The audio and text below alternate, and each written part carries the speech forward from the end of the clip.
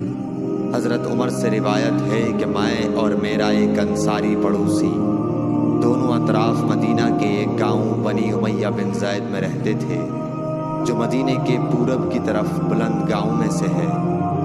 ہم دونوں باری باری حضرت صلی اللہ علیہ وسلم کی خدمت شریف میں حاضر ہوا کرتے تھے۔ ایک دن وہ آتا، ایک دن میں آتا۔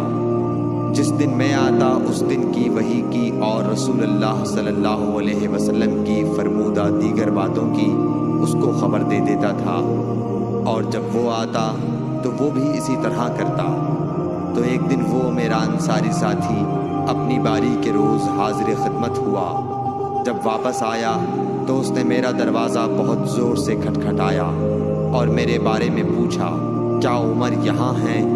میں گھبرا کر اس کے پاس آیا۔ وہ کہنے لگا کہ ایک بڑا معاملہ پیش آ گیا ہے، یعنی رسول اللہ صلی اللہ علیہ وسلم نے اپنی بیویوں کو طلاق دے دی ہے۔ پھر میں اپنی بیٹی حفصہ کے پاس گیا، وہ رو رہی تھی۔ میں نے پوچھا، کیا تمہیں رسول اللہ صلی اللہ علیہ وسلم نے طلاق دے دی ہے؟ وہ کہنے لگی، میں نہیں جانتی۔ پھر میں نبی کی خدمت میں حاضر ہوا۔ میں نے کھڑے کھڑے کہا کہ آپ نے اپنی بیویوں کو طلاق دے دی ہے؟ آپ صلی اللہ علیہ وسلم نے فرمایا، نہیں، یہ افواہ غلط ہے۔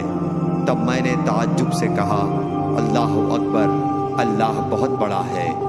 صحیح بخاری، حدیث نمبر 89۔